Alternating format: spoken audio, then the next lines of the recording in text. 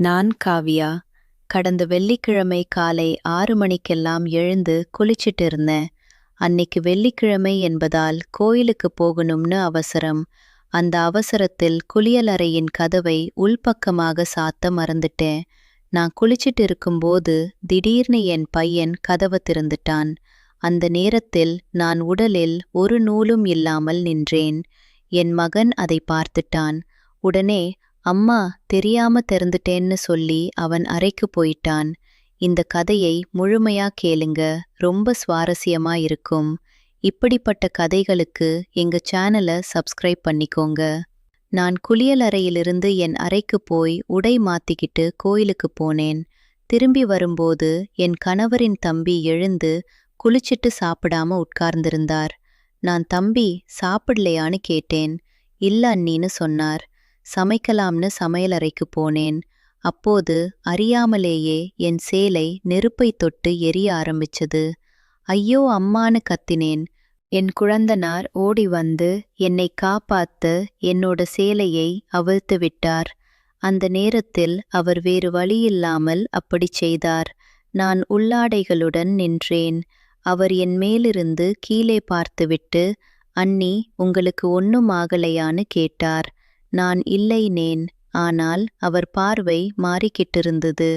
ஏன்னா அந்த நேரத்தில் ஒரு பெண் எப்படி இருக்கக்கூடாதோ அந்த நிலையில் நான் இருந்தேன். அப்போது என் பக்கத்தில் வந்து, அண்ணி உங்களுக்கு எத்தனை வயதுன்னு கேட்டார்.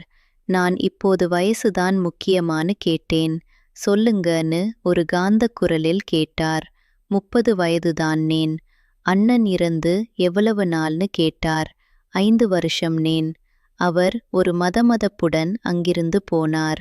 இந்த கதையின் அடுத்த பகுதியில் இரவில் நடந்த முக்கியமான சம்பவங்களை பார்ப்போம். உங்களுக்கு இது பிடித்திருந்தால் தொடர்ந்து படியுங்கள். உங்கள் கருத்துக்களை கமெண்டில் சொல்லுங்கள். இரவு முழுவதும் எனக்கு தூக்கமே வரலை. என்னோட குழந்தனார் என்னை அன்னைக்கு 2 தடவை முழுமையா பார்த்துட்டார். என் மனசுக்குள் பல யோசனைகள் ஓடின. அவரும் அப்படித்தான் நினைப்பாரோன்னு பயமாக இருந்தது. இரவு 12 மணிக்கு ஹாலில் அவர் அங்குமிங்குமா நடந்துகிட்டு இருந்தார். நான் என் அறையிலிருந்து வெளியே வந்தேன். தம்பி இன்னும் தூங்கலையான்னு கேட்டேன். இல்ல அண்ணி, தூக்கமே வரல, உங்க நினைவாகவே இருக்குன்னு சொன்னார். அதை கேட்டு நான் ஒரு நிமிடம் செயலிழந்தேன். நான் அவர் முகத்தையே பார்த்துக்கிட்டு நின்றேன். அப்போது அவர் சொன்னார், அண்ணி நான் உங்களை கல்யாணம் செய்துக்கலாமா? அண்ணன் இல்லாமல் நீங்க தனியா இருக்கீங்க. நான் என்ன செய்வது, நீங்களே சொல்லுங்க. இதை கேட்டு நான் அதிர்ந்து போனேன். தம்பி நீ இப்படி பேசுறியேன்னு கேட்டேன். இல்ல அண்ணி, உங்க அழகுல நான் மயங்கிட்டேன்னு சொன்னார். எனக்கு பதட்டமும் பயமும் இருந்தது. என் கணவரின் தம்பி இங்கு வந்து 2-3 நாள் தான் ஆகுது. ஊர்ல உள்ளவங்க என்ன சொல்லுவாங்கன்னு சொல்லி அங்கிருந்து போக முயற்சி செய்தேன். ஆனால் அவர் என் கைகளை பிடித்துக்கிட்டு என்னை அணைக்க முயற்சி செய்தார். நான் தப்பிக்க முயன்றேன். ஆனால் அவர் வலுவாக பிடித்துக்கிட்டார். என் கன்னங்களிலும் உதடுகளிலும் அவர் முத்தங்களை கொடுக்க ஆரம்பிச்சார்.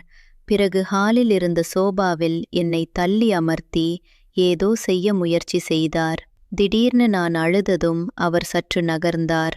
நான் அந்த வாய்ப்பை பயன்படுத்தி என் அறைக்கு ஓடிப்போய் கதவை சாத்திக்கிட்டேன். பிறகு என்னையே கட்டிப்பிடித்துக்கிட்டு தூங்கி போனேன். காலையில் எழுந்தபோது அவர் எழுந்து வரல. நான் அவர் அறைக்கு போய் இன்னும் எழுந்துக்கலையான்னு கேட்டேன். உள்ளே இருந்து, இல்ல அண்ணி, உங்க முகத்தை பார்க்க வெக்கமா இருக்குன்னு சொன்னார். நான் பரவாயில்ல வெளியே வாங்கன்னு சொல்லிட்டு சமையலறைக்கு போனேன். இந்த கதையின் அடுத்த பகுதி மிகவும் முக்கியமான திருப்பத்தை கொண்டுள்ளது. தொடர்ந்து படித்து உங்கள் கருத்துக்களை பகிரவும். நான் பரவாயில்லன்னு சொன்னது நான் அதை ஏத்துக்கிட்டேன்னு அவர் நினைச்சுக்கிட்டாரோ என்னவோ. அவர் குளிச்சிட்டு நல்ல மணக்கும் வாசனை பொருட்களை பூசிக்கிட்டு சமையலறைக்கு வந்தார். என் பின்னால் வந்து என்னை கட்டி அணைத்துக்கிட்டார். நான் முதலில் வேண்டாம்னு நினைச்சேன்.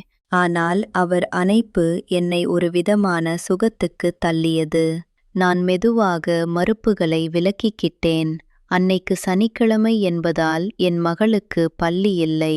அவள் நன்றாக தூங்கிக்கிட்டிருந்தாள். நாங்கள் இருவரும் அந்த சனிக்கிழமை பொழுதை தனிமையில் கழிக்க ஆரம்பிச்சோம். என் குழந்தனார் என் கணவரை விட வலுவானவராக இருந்தார். நான் இத்தனை வருஷமாக தனிமையில் இருந்தேன். இப்போது கிடைத்த என் கொழுந்தன் என் 5 வருஷ தாகத்தையும் தீர்த்துவிட்டார். என் நிலத்திலேயே அவர் பயிரிட ஆரம்பிச்சு விட்டார். சில வாரங்கள் அந்த தொடர்பு நன்றாகவே போச்சு. வேறு வேறு அறைகளாக இருந்த எங்கள் அறைகள் ஒரே அறையானது. ஒரு நாள் என் மகள் கேட்டாள், அம்மா, சித்தப்பா நம்ம கூட தூங்குறாரே, ஏ?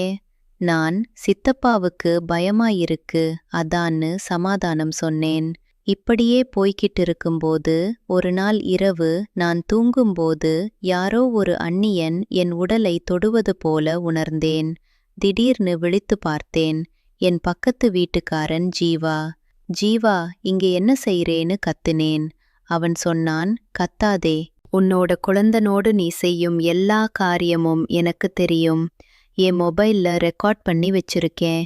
இந்த கிராமத்திலேயே எல்லாருக்கும் காட்டவா, இல்ல வெப்சைட்ல அப்லோட் பண்ணவா? இதை கேட்டு நான் நிலை குலைந்து போனேன். உனக்கு என்ன வேணும்னு கேட்டேன். உன் குழந்தனுக்கு கொடுத்தத எனக்கும் நீ தரணும், இல்லனா எல்லாருக்கும் சொல்லிடுவேன்னு மிரட்டினான். நான் அவனுக்கும் இணங்க வேண்டியதாயிற்று. இந்த கதையின் அடுத்த பகுதியில் என் வாழ்க்கை மேலும் எப்படி சிக்கலாகிறது என்பதை பாருங்கள். உங்கள் ஆதரவு எங்களை ஊக்குவிக்கிறது. தொடருங்கள். ஜீவா என்னை அணைச்சிட்டான். நான் என்ன செய்வதென்று தெரியாமல் இருந்தேன். அந்நேரத்தில் என் குழந்தனார் எங்கே போனார் என்று தெரியவில்லை. 2 மணி நேரம் கழித்து அவர் உள்ளே வந்தார். எங்கே போனீங்கன்னு கேட்டேன். வெளியில ஃபோன் பேசிட்டு இருந்தேன். என் நண்பன் விசா அனுப்பியிருக்கான். மலேசியாவுக்கு போயிட்டு வர சொல்றான். 6 மாசம் வேலை இருக்காம். நல்ல பணம் கிடைக்கும். நான் வந்ததும் நம்ம கல்யாணத்தை பண்ணிக்கலாம்னு சொன்னார். நான் ஜீவா விஷயத்தை அவரிடம் சொல்லல. சரி, நீங்க போயிட்டு வாங்க, வந்ததும் கல்யாணம் பண்ணிக்குவோம்னேன். அவரை சமாதானப்படுத்தி அனுப்பி வைத்தேன். அன்னைக்கு மதியம் 12 மணிக்கு அவர் கடைசியாக என்னை கட்டிப்பிடிச்சு முத்தமிட்டு போனார். அன்னைக்கு இரவு நான் தனியாக இருந்தேன். அப்போது பின் கதவை யாரோ தட்டினார்கள். யாருன்னு கேட்டேன். உன் பக்கத்து வீட்டுக்காரன்னு பதில் வந்தது. நான் கதவை திறந்தேன். ஜீவா உள்ளே வந்தான். ஜீவா, மன்னிச்சுக்கோ, என் குழந்தனார் என்னை கல்யாணம் பண்ணிக்க போறார், எங்களை வாழ விடுன்னு கெஞ்சினேன். அவன் சொன்னான், நீ யார வேணும்னாலும் கட்டிக்கோ, எனக்கு வேண்டியது உன் உடல் சுகம் மட்டும்தான். நான் அவனை தவிர்க்க முடியாமல் அவன் ஆசைக்கு இணங்கினேன். அதன் பிறகு ஜீவா தினமும் இரவு வர ஆரம்பித்தான். இப்படியே போய்கிட்டு இருந்தது. ஒரு நாள் இரவு நாங்கள் இருவரும் இருந்தோம். அப்போது பின்கதவு வழியாக இன்னும் சில பேர் வந்தார்கள். அவர்கள் எல்லாம் அந்த ஊரைச் சேர்ந்த வாலிபர்கள்.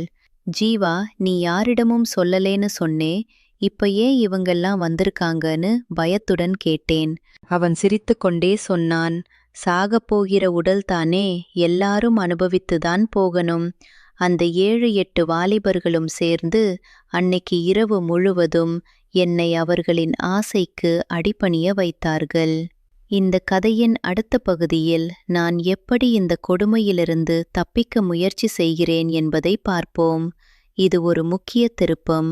தொடர்ந்து படிக்கவும். நான் எந்த முடிவையும் எடுக்க முடியாமல் திடறிக்கிட்டே இருந்தேன்.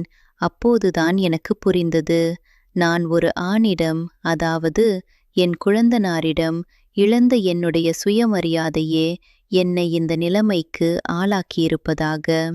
இப்படியே தொடர்ந்தால் என் வாழ்க்கை, குடும்பம், பிள்ளையின் வாழ்க்கை எல்லாம் நாசமாகிவிடும்னு நினைச்சேன்.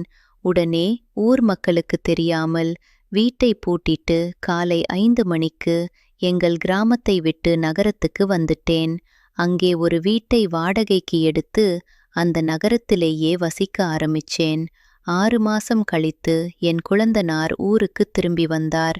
நான் அவரை நகரத்தில் சந்தித்தேன். நடந்த எல்லாவற்றையும் அவரிடம் சொல்லி, உன்னால்தான் என் வாழ்க்கை இப்படி கெட்டு போச்சுன்னு அழுது புலம்பினேன்.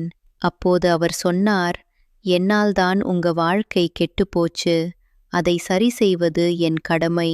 நான் உங்களை மனப்பூர்வமாக ஏத்துக்கிறேன்னு சொன்னார். பின்னர் என்னை கல்யாணம் செய்து கொண்டார். காலங்கள் அழகாக நகர்ந்தன. இப்போது என் கணவருக்கும் எனக்கும் நல்ல புரிதல் இருக்கிறது. இந்த கதையிலிருந்து நாம் கற்றுக்கொள்ள வேண்டிய பாடம், எந்த பெண்ணாக இருந்தாலும் ஒரு முறை நாம் இடம் கொடுத்து விட்டால் நம் வாழ்க்கை நம் கட்டுப்பாட்டில் இருக்காது. எனவே எந்த முடிவுகளையும் எடுக்கும்போது அதன் பின்விளைவுகளை எண்ணாமல் அவசரப்பட்டு முடிவெடுக்கக் கூடாது. இதுதான் நான் உங்களுக்கு சொல்ல வந்த முக்கிய கருத்து. இந்த கதையை பற்றி உங்களுடைய கருத்துக்களை கீழே உள்ள கமெண்ட் பிரிவில் பகிர்ந்து கொள்ளுங்கள். மேலும் இது போன்ற சுவாரஸ்யமான கதைகளுக்கு எங்கள் சேனலை பின்தொடருங்கள். நன்றி.